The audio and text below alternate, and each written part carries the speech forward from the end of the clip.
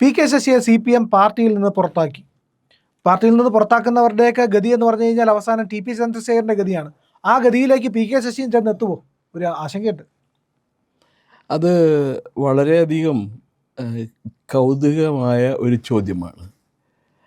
CPM നിന്ന് സാധാരണ പുറത്താക്കുന്നവരെ അവർ ഉന്മൂലനം പാർട്ടിയുടെ പ്രൊഫഷണൽ എക്സിക്യൂഷനേഴ്സ് ഉണ്ട്, അവർക്ക് പാർട്ടി ആരാച്ചാരന്മാരുണ്ട്, അവരെ കൊണ്ട് കൈകാര്യം ചെയ്യുകയാണ് പതിവ്, ഉന്മൂലനം ചെയ്യുക. ഇപ്പോൾ ഒരു നോവലുണ്ട്, തായ് പരദേവതന്മാരുടെ വിലാപങ്ങൾ, തായ് പരദേവതന്മാരുടെ വിലാപങ്ങൾ എന്ന് പറഞ്ഞൊരു നോവലുണ്ട്. 250 പേജൊറ്റ കഷ്ടിയുള്ളൂ. അത് ബാലകൃഷ്ണൻ എന്ന് പറയുന്ന ചെമ്മഞ്ചേരി ബാലകൃഷ്ണൻ അദ്ദേഹം എഴുതിയ നോവലാണ്.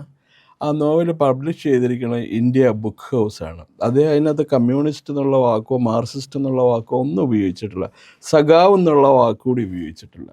ഒരു ഗ്രാമത്തിൽ നടക്കുന്ന സംഭവം, അപ്പോൾ അതാണ് അതിനകത്തുള്ളത്. പക്ഷേ വായിക്കുന്നവർക്ക്, ഈ വല്ലപ്പോഴൊക്കെ അരിഭക്ഷണം കഴിക്കുന്നവർക്ക് അത് മനസ്സിലാവും അത് ആരെയാണ് ഉദ്ദേശിച്ച് എഴുതിയിരിക്കുന്നതെന്ന്. അപ്പോൾ അതിനകത്ത് പറയുന്നത് പോലെ മാത്രമാണ് കമ്മ്യൂണിസ്റ്റ് പാർട്ടിയുടെ പ്രവർത്തനങ്ങളൊക്കെ.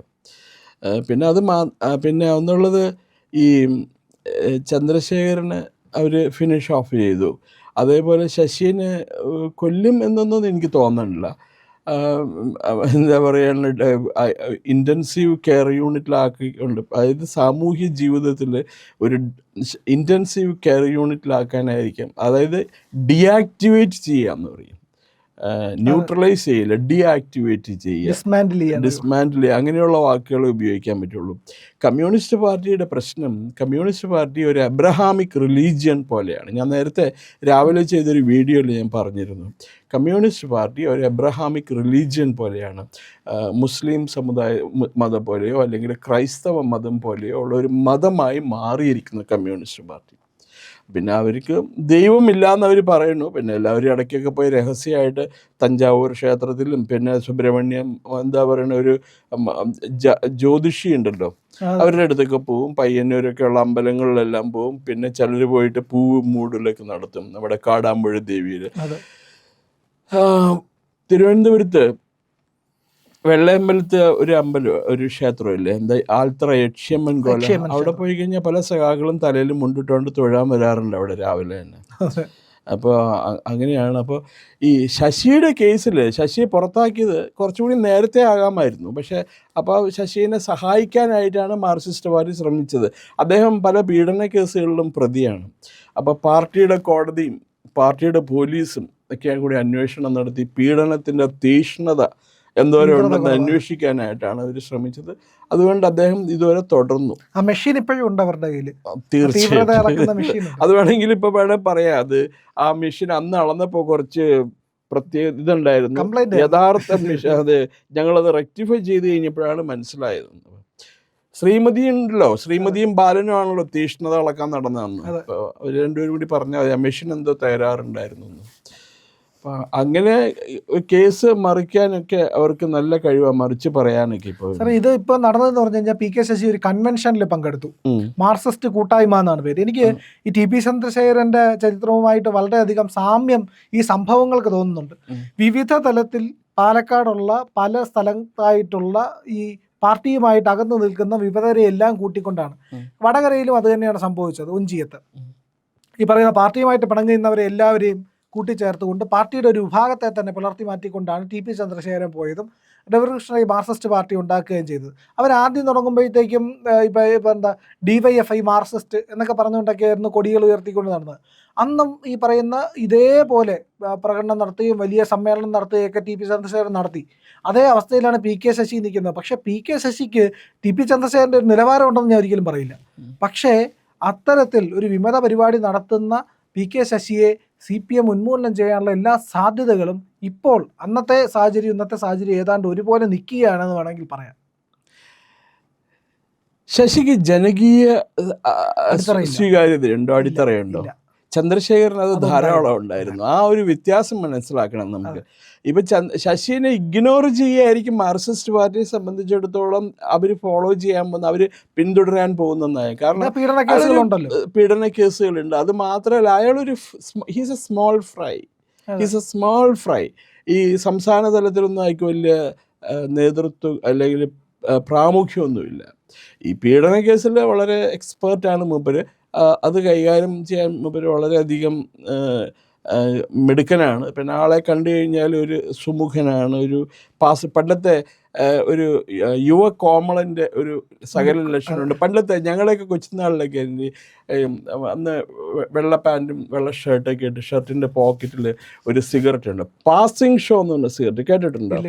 അതൊക്കെയാണ്. പിന്നെ ഈ സർപ്പവത്തി ഇങ്ങനെ ഒരു നമ്മുടെ അരവിന്ദൻ്റെ കാർട്ടൂണിലെ രാമുവിനെ പോലെ മുടി ഇങ്ങനെ ചുരുട്ടിക്കൂട്ടി, ഇയാളെ മുടി മൊത്തം ചുരുട്ടിക്കൂട്ടിയിട്ടാണ് എഴുതി വെക്കുന്നത്, ഇതാക്കുന്നത്. അപ്പോൾ അങ്ങനെയൊക്കെയുള്ള ഒരു പ്ലേ ബോയ് ഇമേജ് മാത്രമേ അയക്കുള്ളൂ. വേറെ അയാൾക്ക് മാർക്സിസ്റ്റ് പാർട്ടീനെ എന്തെങ്കിലും തരത്തിൽ ഉപദ്രവിക്കാൻ പറ്റുന്നത് തോന്നല്ല. പക്ഷേ ഇന്നത്തെ വാർത്ത, ഇതുവരെ വന്നുകൊണ്ടിരിക്കുന്ന വാർത്തകൾ അനുസരിച്ചിട്ടാണെങ്കിൽ മാർക്സിസ്റ്റ് പാർട്ടിയുടെ ഈ വാരഫലം ഈ ആഴ്ചത്തെ വളരെ മോശമാണ്. ഇപ്പോൾ സുധാകരൻ അങ്ങനെ പറയും, ജി സുധാകരൻ, അതുപോലെ ശശി, ഇപ്പോൾ മറ്റേ ഇവിടെ പാലക്കാടുള്ള ഒരു ഗോപിനാഥ്, അയാൾ കോൺഗ്രസ് പാർട്ടിയിൽ നിന്ന് വിട്ട് DCCയുടെ ഒക്കെ വലിയ നേതാവായിരുന്നു, KPCC സെക്രട്ടറി എന്നാണ്ടായിരുന്നു അയാൾ അത് വിട്ടിട്ട് മാർക്സിസ്റ്റ് പാർട്ടിയിൽ ജോയിൻ ചെയ്തു. എന്നിട്ട് മുനിസിപ്പൽ തദ്ദേശ സ്വയംഭരണ സ്ഥാപനങ്ങളിൽ മത്സരിച്ച് അവിടെ തോറ്റുപോയി. ഇപ്പോൾ മൂപ്പരെ അക്കോമഡേറ്റ് ചെയ്യണം, അതിന് വേണ്ടിയിട്ടാണ് അവർ മറ്റേ ഗുരുവായൂർ ദേവസ്വം ബോർഡ് ചെയർമാനെ വിജയനെ രാജിവെപ്പിച്ചിട്ട് ഇവനെ അപ്പോയിൻ്റ് ചെയ്യണം. കാരണം അടുത്ത ആഴ്ച ഇത് വരും, തെരഞ്ഞെടുപ്പ് നോട്ടിഫിക്കേഷൻ വരും, വന്നു കഴിഞ്ഞാൽ പെട്ടുപോയി. അപ്പോൾ അതിനു മുമ്പ് നാളെ മറ്റന്നാളോ എന്തൊക്കെയായിട്ട് ചെയ്ത് എങ്ങനെയെങ്കിലും ശരിയാക്കണമല്ലോ, അയാളെ തൃപ്തിപ്പെടുത്തണം. അതൊന്ന്. പിന്നെ വേറൊന്ന്, നേരത്തെ പറഞ്ഞതുപോലെ ശൈലജയ്ക്ക് സീറ്റ് കൊടുക്കുക, പേരാവൂർ കൊണ്ട് പണ്ടാറടങ്ങിക്കൊള്ളാൻ പറഞ്ഞു അവിടെ കൊണ്ടിട്ടിരിക്കുകയാണ് ശൈലജനെ തോപ്പിക്കാനായിട്ട്. അവർ മട്ടന്നൂരിൽ നിന്നെങ്കിൽ പാട്ടും പാടി ജയിച്ചേനെ. പിന്നെ ഓൾ ദ പീപ്പിൾ നമ്മൾ ഇത് നേരിട്ട് കണ്ടിട്ടില്ലെങ്കിൽ കൂടി ഈ ശ്യാമള എന്ന് പറഞ്ഞ സ്ത്രീനെ കൊണ്ടുവന്ന് നിർത്തിയേക്കണം. എന്നാ പിന്നെ അവർക്ക് അവരുടെ ജില്ലാ പഞ്ചായത്ത് പ്രസിഡന്റ് ഉണ്ടായിരുന്നല്ലോ, ദിവ്യ, അവരെയും നിർത്താമായിരുന്നു അവർക്ക് വേണമെങ്കിൽ. ഈ ശ്യാമളകാരൻ ഒരു വ്യവസായ സാജൻ ആത്മഹത്യ ചെയ്തതാണ്. ആ പേരിൽ നിന്ന് അവർ ഇതുവരെ ദുഷ്പേരിൽ നിന്ന് ആന്തൂർ നഗരസഭ അവർ മോചിതയായിട്ടില്ല. അവരെ കൊണ്ടുവന്നിട്ട് അവർക്ക് ജനങ്ങൾ വോട്ട് ചെയ്യുന്ന എനിക്ക് തോന്നുന്നില്ല കേട്ടോ. കാരണം ADMനെ കൊലയ്ക്ക് കൊടുത്ത PP ദിവ്യയും ഈ പറയുന്ന സാജനെ കൊലയ്ക്ക് കൊടുത്ത ശ്യാമളയും തമ്മിൽ വലിയ വ്യത്യാസമൊന്നുമില്ല. പക്ഷെ രണ്ടുപേർക്ക് രണ്ട് നീതിയാണെന്നേ ഉള്ളൂ. ദിവ്യ കുറച്ചുകൂടി പ്രായം കുറവാണ്, പിന്നെ സുന്ദരിയാണ് കുറെ കൂടി. അപ്പോൾ കൂടുതലും മാർക്സിസ്റ്റ് നേതൃത്വത്തിന് അങ്ങനെയുള്ള ഒരാളെ അവർ പ്രൊജക്റ്റ് ചെയ്യാമല്ലോ, വേറെ കാര്യങ്ങളല്ല, പ്രൊജക്റ്റ് ചെയ്യാം. ഇപ്പോൾ അവർക്ക് സീറ്റ് കൊടുത്തിട്ടില്ലെങ്കിൽ കൊടുക്കാതിരുന്ന വലിയ കഷ്ടമാണ്. ശ്യാമളയ്ക്ക് കൊടുത്ത സ്ഥിതിക്ക് ദിവ്യയ്ക്കും കൊടുക്കാവുന്നതാണ് സീറ്റ് വേണമെങ്കിൽ. CPMന്റെ രീതി അതൊക്കെയാണ്. പക്ഷെ സാർ ഒരു കാര്യം കൂടെ, എന്തായാലും PK ശശി പാർട്ടിയിൽ നിന്ന് പുറത്താക്കപ്പെട്ടു. ഈ പറയുന്ന പോലെ TP ചന്ദ്രശേഖരൻ ചെയ്ത പോലെ അതേ പ്രവൃത്തികളെല്ലാം ചെയ്യുന്നുണ്ട്. രക്തസാക്ഷി പരിവേഷം ഒക്കെ PK ശശി കൊതിക്കുന്നുണ്ട്. പക്ഷെ PK ശശിയുടെ നീക്കം UDFിലേക്ക് പോകാനാണ്. UDFിലേക്ക് പോവുക, അതങ്ങോട്ട് പിന്നീട് പാർട്ടി രൂപീകരിക്കുക, ഇപ്പോൾ മാർക്സിസ്റ്റ് കൂട്ടായ്മയായിട്ട് നിൽക്കുക എന്നുള്ളതാണ് PK ശശിയുടെ നിലവിലെ ലക്ഷ്യം. അപ്പോൾ ഇത് CPMന് എന്തായാലും CPM പ്രതികാരം ചെയ്യുമല്ലോ. CPM പ്രതികാരം ചെയ്യണം. അവർ എന്താ ചെയ്യണത്? ശശിനെ ഇഗ്നോർ ചെയ്യാനാണ് സാധ്യത. അവർ മറ്റേ ചന്ദ്രശേഖരനെ വധിച്ചത്, ചന്ദ്രശേഖരനെ ഇല്ലായ്മ ചെയ്തത് CPM അയാളെ ഭയന്നിരുന്നു. അയാൾ കുറേ നാൾ കൂടി കണ്ടിന്യൂ ചെയ്തിരുന്നു എന്നുണ്ടെങ്കിൽ ആ ഓഞ്ചിയം അല്ലെങ്കിൽ വടകര ഏരിയയിൽ CPMൽ അയാളൊരു വലിയ ശക്തിയായിട്ട് CPMനെതിരായിട്ട് വളർന്നു വന്നേനെ. അതുകൊണ്ടാണ് അയാളെ ഇല്ലായ്മ ചെയ്തത് അവർ. ഞാൻ പറയണത് ഒരു സാധാരണ രാഷ്ട്രീയക്കാരൻ്റെ സാധാരണ ഒരു മനുഷ്യൻ്റെ വ്യൂ പോയിൻ്റാണ് ഞാൻ പറയേണ്ടത്. അപ്പോൾ ചന്ദ്രശേഖരനുള്ള പ്രാമുഖ്യമൊന്നും ശശിക്കില്ല. ഇയാളെ പുറത്താക്കാൻ പോയത് തന്നെ ഇയാൾക്കൊരു താരപരിവേഷം കിട്ടുക. എന്നെ മാർക്സിസ്റ്റ് പാർട്ടി പുറത്താക്കിയ ആളാണ്, പാർട്ടി വിരുദ്ധ പ്രവർത്തനങ്ങൾക്ക് എന്നൊക്കെ പറഞ്ഞുകൊണ്ടാക്കി നടക്കാം. അപ്പോൾ അതിനൊരു വഴി കൊടുക്കാതിരിക്കാമായിരുന്നു അവർക്ക് വേണമെങ്കിൽ. ഇപ്പോൾ തെരഞ്ഞെടുപ്പിൽ CPM കഴിഞ്ഞ ആഴ്ച വരെ ഒരു നേരിയ മുൻതൂക്കമുണ്ടായിരുന്നു. ആ മുൻതൂക്കം ദിവസം ചെല്ലുന്തോറും നഷ്ടപ്പെട്ടുകൊണ്ടിരിക്കുകയാണ്. ഇപ്പോൾ ഈ എന്തുകൊണ്ടാണ് ഈ ശൈലജയുടെ പ്രശ്നം കേരളത്തിലെ വനിതകൾ വളരെയധികം സ്വാധീനിക്കുക? എന്താണെന്ന് വെച്ചാൽ ജയിച്ചു കഴിഞ്ഞപ്പോഴത്തേക്കും പിന്നെ 1-2 വർഷം ഉണ്ടാവുള്ളൂ. CPM ജയിച്ചു കഴിഞ്ഞിട്ടുണ്ടെങ്കിൽ പിണറായി വിജയൻ അദ്ദേഹത്തിന് തീരെ വയ്യ, സുഖമില്ല, അദ്ദേഹത്തിന് നടത്തിയെല്ലാം കണ്ടാൽ അറിയാം. അപ്പോൾ അദ്ദേഹം രംഗത്ത് നിന്ന് മാറിക്കഴിഞ്ഞാൽ എന്തുകൊണ്ടും യോഗ്യതയുള്ള ഒരു വ്യക്തി CPMൽ മുഖ്യമന്ത്രിയാവാൻ യോഗ്യതയുള്ള ഒരു വ്യക്തി എന്ന് പറയുന്നത് ശൈലജയാണ്. കേന്ദ്ര കമ്മിറ്റി അംഗമാണ് ഇതൊക്കെ. പക്ഷേ വിജയന് ആരോ അഡ്വൈസ് ചെയ്യുന്നുണ്ട്, ഉപദേശിക്കുന്ന വിജയൻ്റെ രാഷ്ട്രീയ ഉപദേഷ്ടാക്കൾ മിക്കവാറും ഈ പറഞ്ഞ പോലെ ത്രിമൂർത്തികൾ, ബേബിയും പിന്നെ തോമസ് ഐസക്കും പിന്നെ ബ്രിട്ടാസും കൂടി ചേർന്നിട്ട് ഒരു പരുവമാക്കി കൊടുക്കും വിജയന്. ഒന്ന് ആലോചിച്ച് നോക്കി, വിജയൻ തോറ്റു കഴിഞ്ഞാലത്തെ കാര്യം, ഇലക്ഷനിൽ ഈ LDFന് അധികാരം നഷ്ടപ്പെട്ട് കഴിഞ്ഞാൽ പിന്നെ വിജയന് നിയമസഭയിലേക്ക് വരാൻ പറ്റുമോ? കൊത്തിപ്പറിക്കലേറ്റിട്ട് കോൺഗ്രസ്സുകാർ അല്ല, സതീശനൊക്കെ നോക്കിയിരിക്കുകയാണ് വിജയനെ കിട്ടാനായിട്ട്. ഇപ്പം തന്നെ പറയണ കേട്ടെങ്കിൽ വിജയൻ്റെ പേര് കേൾക്കുമ്പോൾ സതീശൻ്റെ മുഖത്തേക്കൊന്ന് സൂക്ഷിച്ച് നോക്കിയാൽ മതി. വെറുപ്പും അങ്ങോട്ട് ഇതായിട്ട് തിളച്ച് പൊന്തുകയാണ്. അയാൾ വെറുതെ വിടുകയുള്ളൂ. അപ്പോൾ അതൊരു ഇതുണ്ട്. പിന്നെ വേറൊന്നുള്ളത്, ഞാൻ നേരത്തെ പറഞ്ഞ പോലെ CPMന് ഈ തെരഞ്ഞെടുപ്പിൽ തോക്കാൻ തന്നെയാണ് CPM തീരുമാനിച്ചിരിക്കുന്നത്, സെൽഫ് ഗോൾ അടിച്ച് തോക്കാനായിട്ട്. കാരണം ഈ തെരഞ്ഞെടുപ്പിൽ CPM ജയിച്ചു കഴിഞ്ഞിട്ടുണ്ടെങ്കിൽ അതിൻ്റെ UDFൻ്റെ കച്ചവടം തീരും, കോൺഗ്രസിൻ്റെ കച്ചവടം തീരും. ഒരു കാര്യം നമ്മൾ പ്രത്യേകം ഓർക്കണം, CPMന് കോൺഗ്രസുമായിട്ട് നല്ല ബന്ധമാണ് കേരളത്തിന് വെളിയിൽ. വാളയാർ ചെക്ക് പോസ്റ്റിന് പുറത്ത് CPMും കോൺഗ്രസും ഭായിയാണ്. അവരൊരുമിച്ചാണ് തമിഴ്നാട്ടിൽ ഫൈറ്റ് ചെയ്യണം, അവരൊരുമിച്ചാണ് കർണാടകത്തിൽ ഫൈറ്റ് ചെയ്യണം, അവരെല്ലാ സംസ്ഥാനങ്ങളിലും ഒരുമിച്ചാണ്. ബാക്കി ഇവിടെ ഉള്ളത് ഒരു ലോക്കൽ ഇഷ്യൂ എന്നുള്ള രീതിയിലാണ്. അപ്പോൾ കോൺഗ്രസ് പൊളിഞ്ഞു കഴിഞ്ഞിട്ടുണ്ടെങ്കിൽ അത് BJPനെ ഫേവറബിൾ ആവും.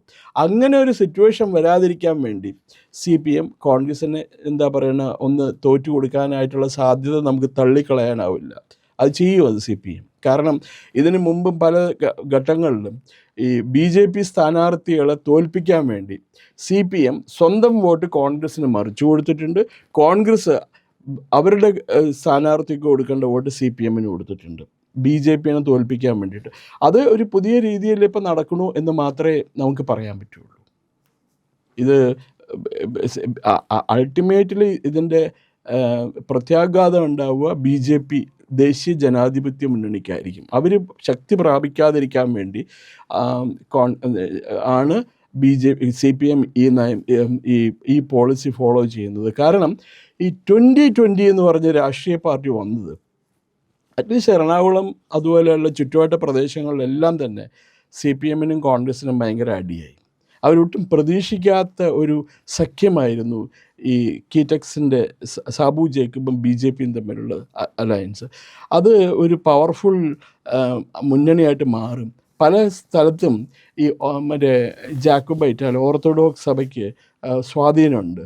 അത് അവർ മുഴുവനും ഇദ്ദേഹം ഓർത്തഡോക്സ് സഭയുടെ ആളാണ് തോന്നുന്നു. അപ്പോൾ അങ്ങനെ വരുമ്പോൾ അവർ ഈ ഓർത്തഡോക്സ് സഭയിലുള്ള വിശ്വസിക്കുന്നവർ മുഴുവനും 2020 വോട്ട് ചെയ്യാൻ സാധ്യതയുണ്ട് അപ്പോൾ അങ്ങനെ വരുമ്പോൾ കോൺഗ്രസിനും CPMനും അല്ലേ നഷ്ടം. അപ്പോൾ അങ്ങനെയുള്ള ഇതിൽ ഒന്ന് തോറ്റു കൊടുക്കുക, 2 ഗോൾ മേടിച്ചാലും കുഴപ്പമില്ല. പിന്നെ 5 വർഷം കഴിഞ്ഞിട്ട് നോക്കാം. 5 വർഷം കഴിയുമ്പോഴത്തേക്കും കോൺഗ്രസ് ഒരായിരിക്കാവുമല്ലോ. ഞാൻ ഇപ്പോഴും എൻ്റെ ധാരണ CPMന് ജയിക്കാനായിട്ടുള്ള സാധ്യത ഉണ്ടെന്ന് തോന്നുന്നു. പക്ഷേ ഇപ്പോൾ സുധാകരൻ തിരിച്ചു വരുമോ?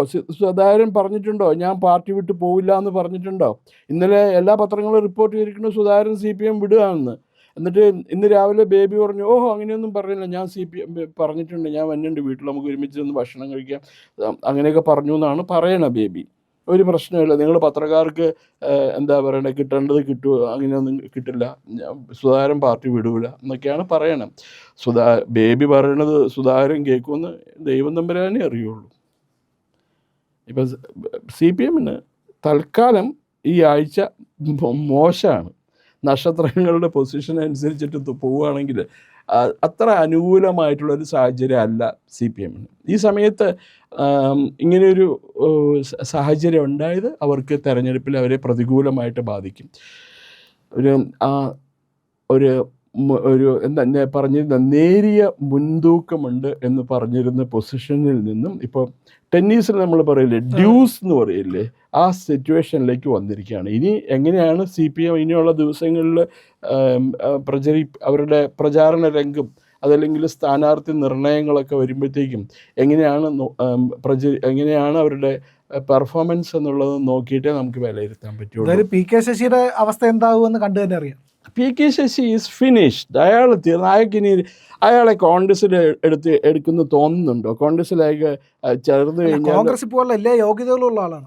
അതുണ്ട്. പക്ഷേ കോൺഗ്രസിനകത്ത് ഇതിലും വലിയ അവിടെ നമ്മുടെ രാഹുൽ മാങ്കൂട്ടത്തിലൊക്കെ ഉണ്ട്, ചെറുപ്പമാണ്.